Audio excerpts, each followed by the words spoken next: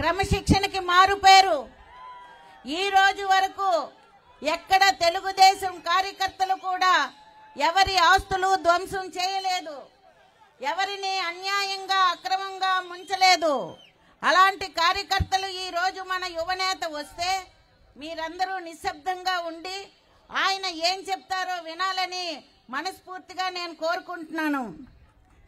యువదళం జైత్రయాత్ర విజేత, జనం జేజేలు పలికిన యువనేత, యువతకు స్ఫూర్తి ప్రదాత, నవతకు దీప్తి ప్రదాత అయిన లోకేష్ బాబు గారు శ్రీకాకుళం నియోజకవర్గానికి మొట్టమొదటిసారిగా వస్తున్న సందర్భంగా ఆయనకు సుస్వాగతం.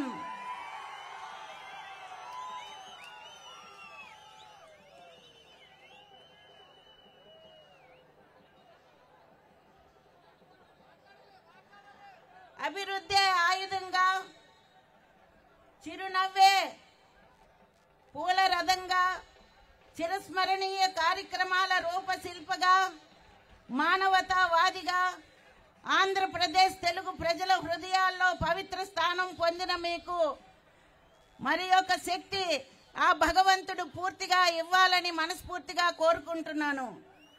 ఆలోచనలో పరిపక్వత, మాటలలో మధురత, వ్యక్తిత్వంలో రమణీయత, స్నేహంలో ఆత్మీయత, దృష్టిలో పవిత్రత మీకే సాధ్యం లోకేష్ బాబు గారు. నిస్సవత్త ఆవహించిన ప్రజాస్వామ్యానికి సత్తువ కలిగించే ప్రయత్నమే ఈ మీ రాక. దుష్ట రాజకీయాలకు వ్యతిరేకంగా బడుగు జీవులు ఎగరేసిన ఉద్యమ పథకమే మీ శంఖారావం. జాతి పునర్జీవం కోసం జన బలం కూడగట్టిన ప్రయత్నమే ఈ శంఖారావం. ఎన్నికల కోసం, ఎన్నికలలో ఆంధ్రప్రదేశ్ని రక్షించడం కోసం మీరు చేస్తున్న ఈ శంఖారావానికి ప్రజలందరూ కూడా ఎంతో తండోపతండోలుగా వస్తున్నారని మీ అందరికీ తెలియజేసుకున్నాను. 40 సంవత్సరాలుగా ఎన్నో కష్టాలు నష్టాలు ఓర్చి, ఎన్ని అవమానాలు చేసినా, కుటుంబ సభ్యుల్ని అవమానపరిచినా దేనిని లెక్క చేయక, కుటుంబాన్ని కూడా పట్టించుకోకుండా ఈ రాష్ట్రమే నేనే రాష్ట్రము అంటూ రాష్ట్రానికి సేవ చేసిన మహానుభావుడు ఆ చంద్రబాబు నాయుడు గారికి మనస్ఫూర్తిగా స్వాగతం తెలియజేసుకుంటున్నాను. ఈ కార్యక్రమానికి పిలవగానే వచ్చిన తెలుగుదేశం పార్టీ కార్యకర్తలు కష్టాల్లోనూ నష్టాల్లోనూ మేమున్నామంటూ ముందుకు వచ్చి ఎన్ని కేసులు పెట్టినా, ఎవరిని కోర్టులకు పంపించినా భయం లేదు. మేము మా జెండా తెలుగుదేశం జెండా, మా ఎజెండా తెలుగుదేశం పార్టీ అంటూ తెలుగుదేశం వెంట ఉన్న మీ అందరికీ మనస్ఫూర్తిగా పాదాభివందనాలు తెలియజేసుకుంటున్నాను. శ్రీకాకుళం నియోజకవర్గానికి సంబంధించి ముందు 4 దడవలు ఎమ్మెల్యేగా, 2 సార్లు మంత్రిగా అన్న కీర్తిశేషులు పూజ్యనీయులు నందమూరి తారక రామారావు గారి ప్రభుత్వంలో నా భర్త పనిచేయటం జరిగిందన్న విషయం మీ అందరికీ తెలుసు.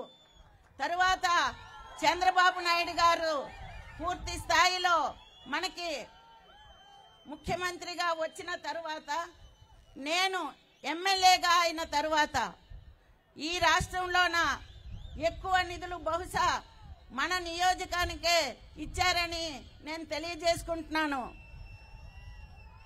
గార మండలంలో ఆనాడు ఎర్రన్నాయుడు గారు మనకి మంత్రిగా, కేంద్ర మంత్రిగా ఉన్నప్పుడు ఒక నీటి పథకాన్ని అప్పటి ఎమ్మెల్యేగా ఉన్న అప్పల సూర్యనారాయణ గారు కలిపి ఇక్కడ గారలో పెట్టడం జరిగిందన్న విషయాన్ని, సాలిహొండం ప్రాజెక్ట్ని మీ అందరికీ తెలుసు.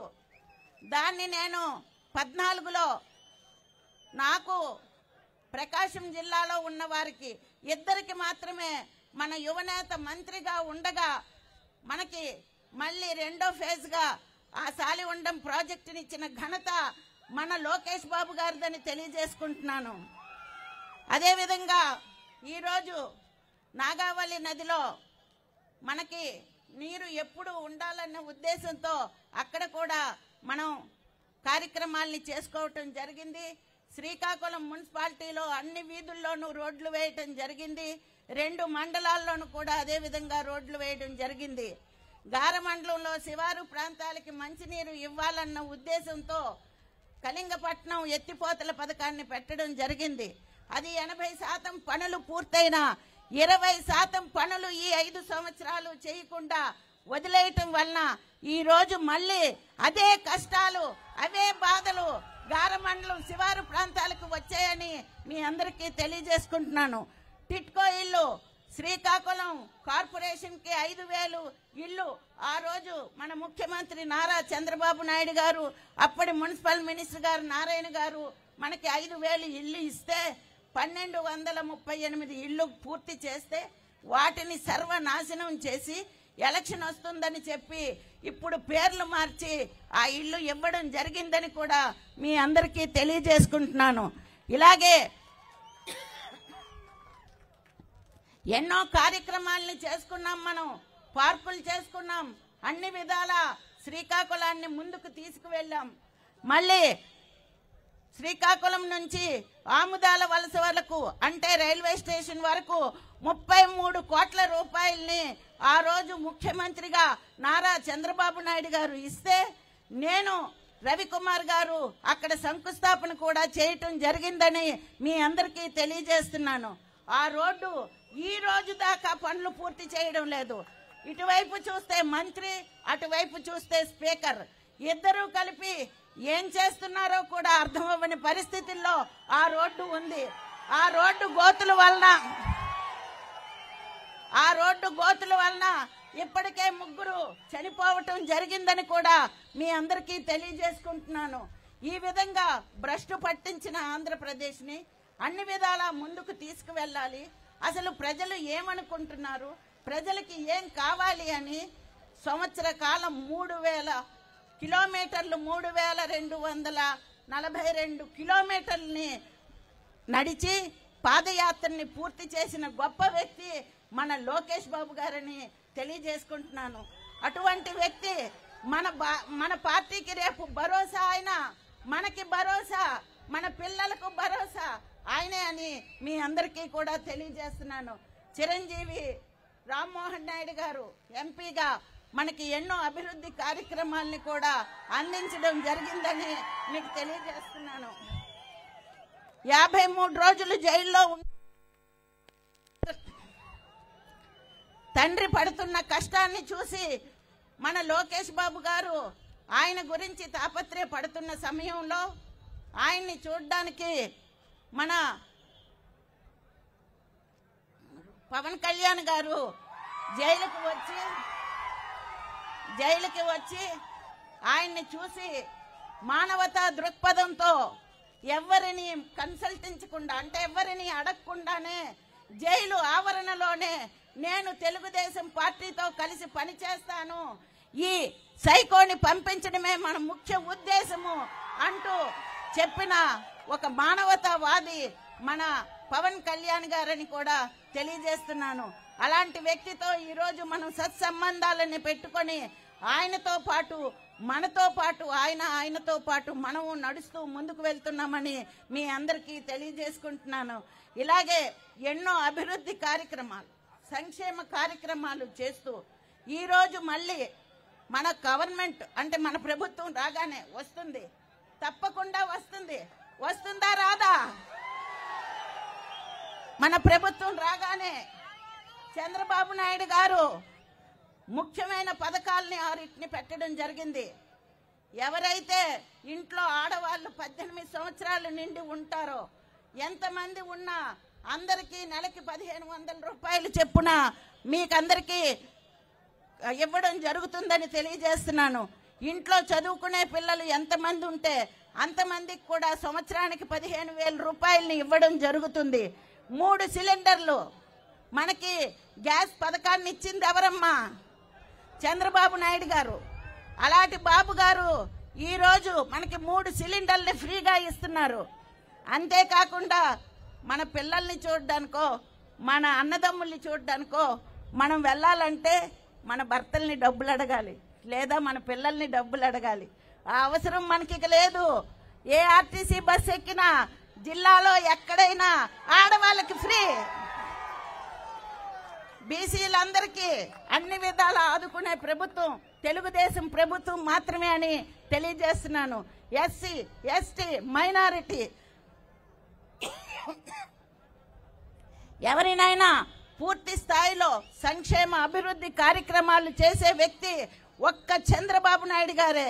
ఈ రాష్ట్రాన్ని పరిపాలించగలిగిన వ్యక్తి చంద్రబాబు నాయుడు గారే అని మీ అందరికీ తెలియజేసుకుంటున్నాను. ఇలా ఎన్నో కార్యక్రమాలు మనకి, ఇలాంటి కార్యక్రమాలన్నీ చేస్తూ ముందుకు వెళ్తున్న చంద్రబాబు నాయుడు గారిని కాదని ఒక సైకోని మనం రాష్ట్రానికి తెచ్చుకున్నాం. ఫలితం ఈ రోజు అనుభవిస్తున్నాం. రాష్ట్రంలోనే కాదు, దేశం నలుమూలలా కూడా మనల్ని చూసి నవ్వుతున్నారని కూడా తెలియజేస్తున్నాను. మనం ఎందులో గొప్ప? అప్పుల్లో గొప్ప. మనందరి నెత్తి మీద ఎంత అప్పు ఉంది అది మనకి తెలియడం లేదు. ఇదంతా కూడా రేపు తెలుస్తుంది.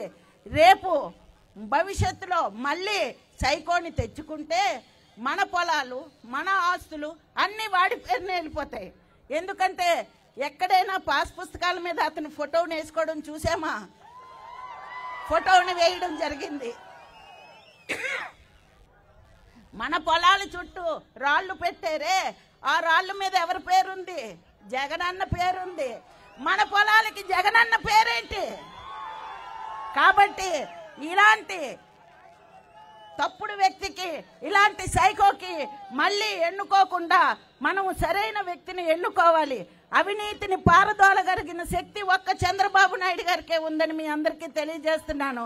అవినీతి పరులని మన రాష్ట్రం నుంచి తరిమితే మన రాష్ట్రం సస్యశ్యామలం అవుతుందని మీ అందరికీ తెలియజేసుకుంటూ ఇక్కడికి వచ్చిన రైతులందరికీ తెలియజేస్తున్నాను. రైతులకు కూడా సంవత్సరానికి 20,000 రూపాయలు ఇస్తానని చంద్రబాబు నాయుడు గారు చేయటం జరిగిందని కూడా మీ అందరికీ తెలియజేస్తూ ఈ అవకాశం ఇచ్చిన మీ అందరికీ మనస్ఫూర్తిగా నా నమస్కారాలు తెలియజేసుకుంటూ మీ అందరితో సెలవు తీసుకుంటున్నాను.